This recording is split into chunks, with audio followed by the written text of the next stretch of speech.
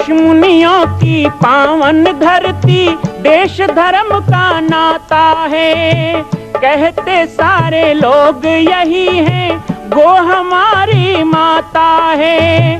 जाग उठो ओ भारतवासी, जाग उठो ओ भारतवासी, गो पर छुरियां चलती हैं। बंद करो गो माँ की हत्या, सारी जनता कहती है। बंद करो गो माँ की हत्या, सारी जनता कहती है।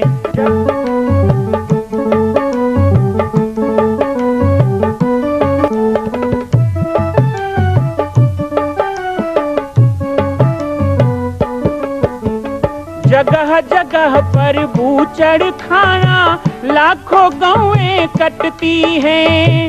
किसे सुनाए व्यथा हमारी, नैना नीर बहाती हैं। रक्षा करना गौ माता की,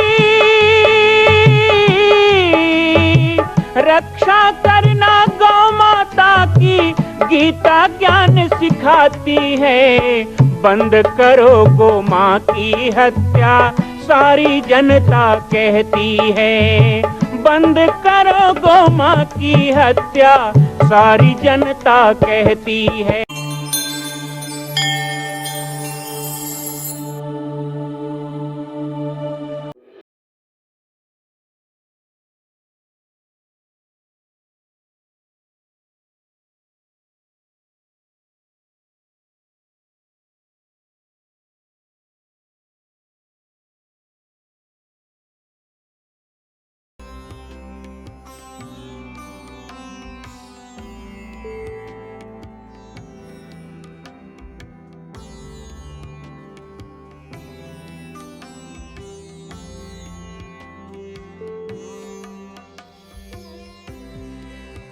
बोले हनुमान जी महाराज की जय हो।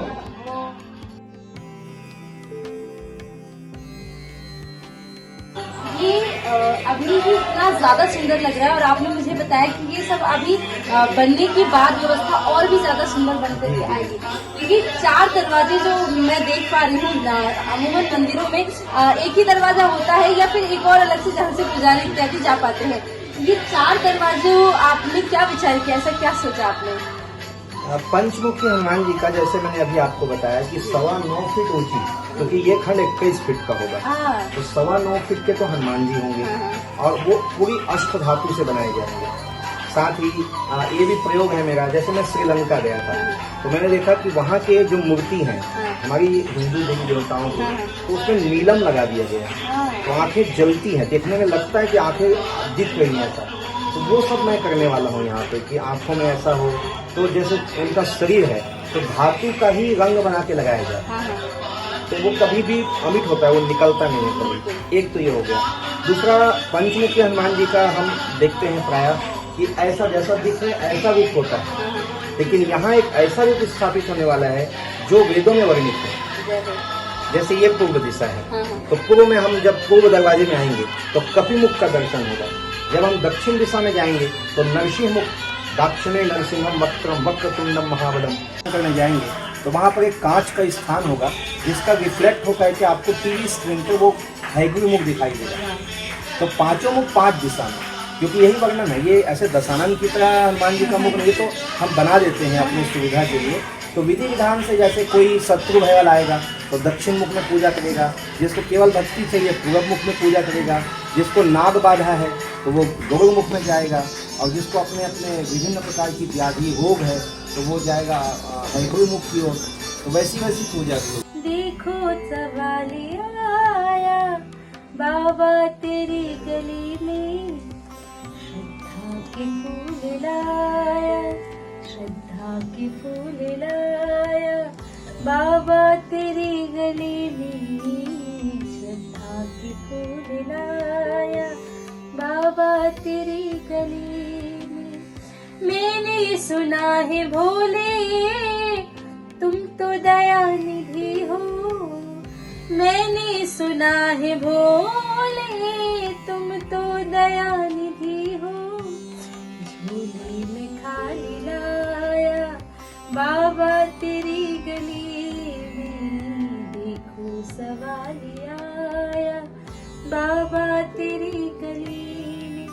दीवानी हो गई जी, मैं दीवानी हो गई, मैं दीवानी हो गई जी, मैं दीवानी हो गई, मैं दीवानी, मैं दीवानी, मैं दीवानी हो गई, मैं दीवानी, मैं दीवानी, मैं दीवानी हो गई।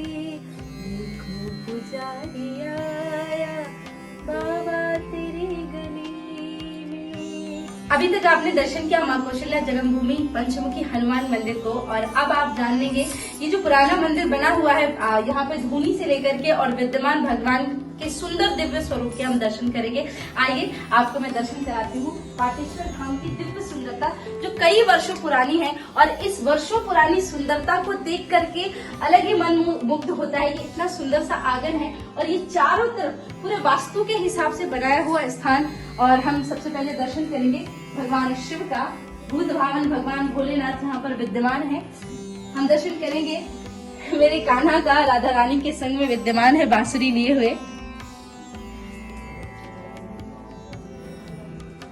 आइए ये हम दर्शन करेंगे भैया के साथ में। हम तब तक भगवान के दिव्य स्वरूपों का दर्शन मैं आपको करा दूं। भगवान के दिव्य स्वरूप भगवान श्री सीताराम जी के दर्शन करेंगे। ये गुरु परंपराओं के अनुसार में ये जो हमारे पूज्य भैया के गुरु हैं उनके दिव्य विराजमान है। श्री हनुमान जी महाराज के दर्शन करेंगे। और यहाँ पे रामलला सरकार के साथ में लड्डू गोपाल जी विराजमान है, मेरे छोटे से प्यारे से कान्हा और शालिग्राम के सुंदर सा दिव्य स्वरूप है। यहाँ है अखंड धुनी, स्थापना वर्ष 1975। मैं तो पैदा भी नहीं हुई थी। मैं भी नहीं हुआ था।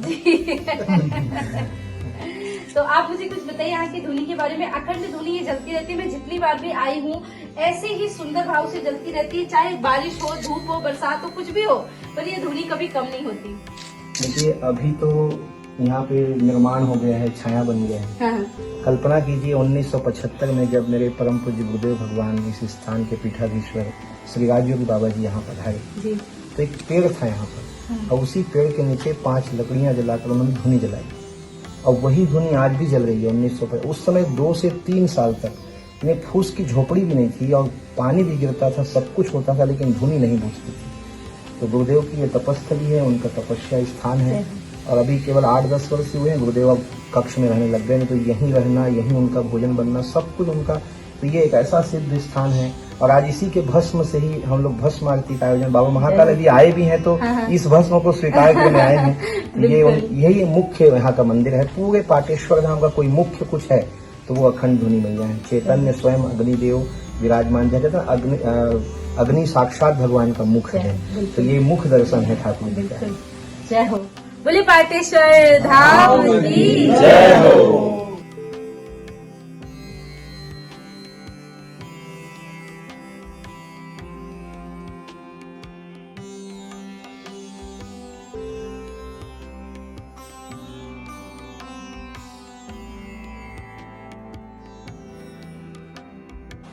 आप बता दीजिए कितना? कल आएंगे। आज शिव विवाह करा लो, कल गणेश जी जन्म में आएंगे।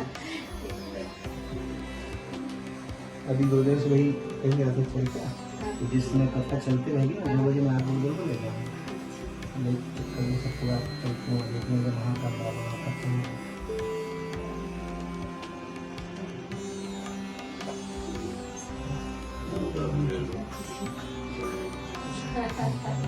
तो राधे राधे, ये गुरुजी ने प्रसाद दिया है, मैं प्रसाद खा लेती हूँ। और अभी मुझे कुछ सुनाई दे रहा है, शायद एक गुड न्यूज भी है। मैं देखती हूँ कि ये क्या हुआ भैया, आप लोग कितना हंस क्यों रहे? क्या है भैया?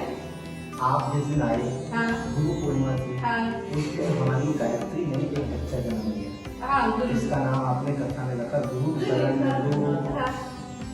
गायों को भी विचार नहीं करना है, वो अभी आज एक और नंदी का जन्म। अरे वाह, क्या बात है, वो भी नंदी है।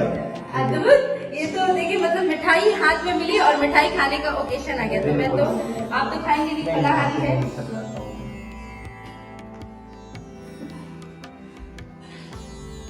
इन बेचारों ने क्या बिगाड़ा है, आप लोग भी खाइए।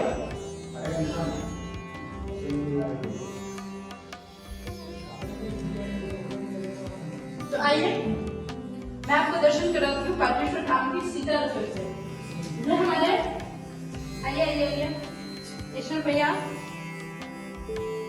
ये हमारे ईश्वर भैया हैं जो कि मुझे बहुत ही प्रिय है और ये भोजन बनाते, एक डिश बनाते हैं, उसका नाम है ईश्वर प्रसाद। ईश्वर भैया आप लोगों को कुछ कहना चाहेंगे? आप इस साल से यहाँ सेवा दे रहे हो और 12 महीना आप यही रहते हो, क्या बताइए? सन 2000 से जुड़ा हूँ जी, बहुत बढ़िया। तो चलिए जब मैं आती तो कम से कम तब तो आप मुझे दिखाई देते हैं, तो मेरे लिए बहुत खुशी की बात है। जी। और आप लोगों को मैं बता दूं कि आज मैं यहाँ कुछ बनाने भी वाली हूँ। आइए दीदी, ये भैया बहुत सेवा देते हैं। हाँ, ये और रसोई वाले सब वही काम ये प्रेम भैया हैं और ये रोज हमें भोजन बना के खिलाते हैं। नासिक कुंभ का याद करो। नासिक कुंभ में आप थे, जोड़ी से मुझे सब कुछ बिल्कुल बहुत अच्छे से याद है। और मैं आपको एक और बात बताना चाहूंगी, यहाँ जितने भी लोग हैं वो भोजन तो बनाते हैं लेकिन पूर्ण भाव से, वो कहते हैं ना, अन्नपूर्णे सदा पूर्णे शंकर प्राण वल्लभे ज्ञान वैराग्य सिद्धार्थम भिक्षाम देही च पार्वती। ये वही स्वरूप लेकर, वही प्रेम लेकर के यहाँ पे प्रेम भैया भोजन बनाते हैं। आप कुछ बोलेंगे? तो ये सीता रसोई है और यहाँ ये क्या बन रहा है भैया? अच्छा, ये मैं समझ गई, ये जो गौ माताएं है इसको क्या बोलते हैं भैया? पीयूष। पीयूष बोलते हैं। पीयूष का मतलब होता है अमृत, पावस का मतलब होता है अमृत। और गौ माता जब बच्चे को जलती है उसके 2-3 लीटर जो दूध होता है ये वो पावस है, जो कि हम खाने वाले कल खाया था, बहुत स्वादिष्ट था। आज मैं बनाने वाली हूँ, ये तो मैं नहीं बनाऊंगी, मैं कुछ और बनाऊंगी, आपको बताती हूँ। यहाँ के भाव को स्मरण करके बनाती हूँ क्योंकि यहाँ पे बनाई हुई हर एक छोटी से छोटी चीज महाप्रसाद बन जाती है। और जैसे कि आप लोग को पता है कि मुझे भोजन बनाने का बहुत ही ज्यादा शौक है, बहुत आनंद आता है कुकिंग करने में। तो आज हम बनाएंगे साउथ इंडिया की सबसे फेमस डिश जो लोग रोज के उसमें खाते हैं, जिसको बोलते हैं कर्ड राइस, दही चावल। बेसिकली बहुत ही सिंपल है और क्योंकि भैया उपवास रहते हैं तो वो चावल नहीं खाते, तो हम भगर के साथ में कर्ड राइस आज बनाएंगे। पहली बार मैं खुद भी भगर के साथ कर्ड राइस खाऊंगी, मुझे नहीं पता कैसा बनेगा। यहाँ अंधेरा है, लाइट नहीं है, जंगल है, जंगल में मंगल होता रहता है। तो चलिए, मैंने सोचा आपके साथ साझा करना है तो मैं कर ही देती हूँ। तो यहाँ पे सारा भोजन मोस्टली घी से बनता है, तेल की भी कुछ चीजें बनती है, पर अब इसको हम आज घी से बनाएंगे। तो हमने लगभग 3 चम्मच के आसपास इसमें घी डाला है और मीडियम फ्लेम में रखेंगे। मेरा तो बहुत मन था कि मैं चूल्हे में खाना बनाऊं, लेकिन बारिश भी हो रही है बाहर और हम चूल्हे का बना नहीं सकते। तो ये हम लेंगे सरसों, राई जिसे कहते हैं, थोड़ा सा जीरा, नहीं है तो हम इसको तेज फ्लेम में कर देंगे। इनसे तो आप मिले हैं हमारे ईश्वर भैया, ये हमारे प्रेम भैया, और ये सब लोग भोजन बना रहे हैं यहाँ पे और मैं आके इनको परेशान कर रही हूँ।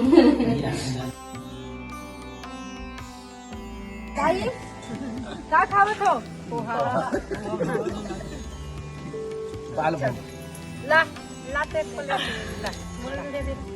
इतना सारा तो नहीं खाऊंगी, पर थोड़ा खा लेती हूँ। प्रसाद रूप जो छूट गई तो सब ले दो। सब जन खा ले वो प्रसाद। हाँ, ले दीदी, हम खा ले, बढ़िया है। कौन बनाया? सीता रसोइया। बहुत अच्छा। सीता रसोई के रसोइया। सीता रसोई के बारे में तो आपको पता ही है, मैंने कथा में आपको बताया कि सीता रसोई 365 दिन 12 महीना 7 दिन ऐसे ही अनवरत चलता रहता है। यहाँ पे दूर दराज से लोग आते हैं। कोरोना में लोगों को खाने के लाले पड़ गए, लेकिन ये रसोई कभी बंद नहीं हुई और ये रसोई सदैव ऐसे ही चलती रहे। मां अन्नपूर्णा से यही प्रार्थना है। बने लगा दीदी मारना माता मोगल एक का मारना। ये गाँव की ना ठंडा पानी है। नहीं पिया होगा। हाँ, पी लूंगी, सब पी लूंगी। ये तो पाटेश्वर धाम का कुएं का पानी। बस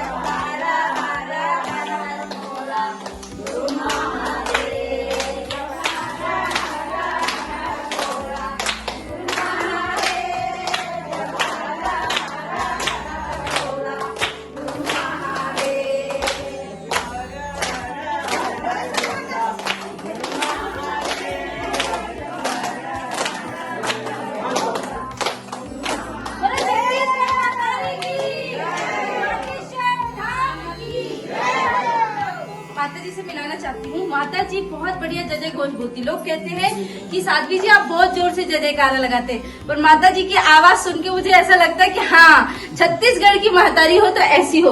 भैया एक बार जय जय घोष करवाएंगी। छत्तीसगढ़ माता की जय, सीता माता की जय, बटेश्वर धाम की जय, बाबा की जय, बटेश्वर भगवान की जय, जय श्री राम, जय श्री राम, जय श्री राम, जय श्री राम, सती मैया की जय। राधे राधे। मां कौशल्या की पावन जन्मभूमि छत्तीसगढ़ प्रांत में बालोद जिला में स्थित है श्री सर्वसिद्ध शक्तिपीठ जामड़ी पाटेश्वर धाम। परम पूज्य सद्गुरुदेव राजयोगी बाबा जी की तपस्थली श्री पाटेश्वर धाम और विश्व के अद्वितीय मां कौशल्या जन्मभूमि मंदिर निर्माण का दर्शन करने और इसी प्रकार समसामयिक विषयों पर अपना ज्ञान वर्धन करने के लिए और 10,000 गायों के लिए बनने वाले श्री हनुमान नंदीशाला गो अभ्यारण्य का समाचार प्राप्त करने के लिए आप सभी देखते रहें YouTube चैनल पर राम बालक दास, और हमारे चैनल को आप सभी सब्सक्राइब करें, घंटी का बटन दबाएं ताकि आप सूचनाओं से जुड़े रह सकें। जय श्री राम, जय गौ माता, जय गोपाल।